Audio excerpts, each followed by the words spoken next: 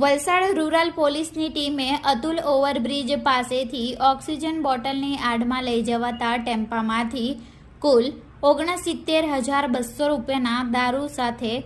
2ને ઝડપી પાડી 5ને વોન્ટેડ જાહેર કર્યા। 24 ડિસેમ્બર મંગળવારના રોજ 5 કલાકની પોલીસ મથકેથી મળતી માહિતી મુજબ રૂરલ પોલીસની ટીમ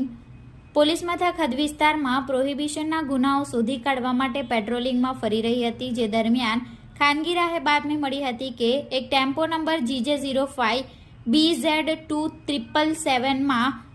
ઓક્સિજન બોટલની આડમાં દારૂ લઈ ચાલક નીકળેલ છે। જે બાતમીના આધારે રૂરલ પોલીસની ટીમે અતુલ ઓવરબ્રિજ પાસે વોચ ગોઠવી ટેમ્પો ઝડપી પાડ્યો હતો।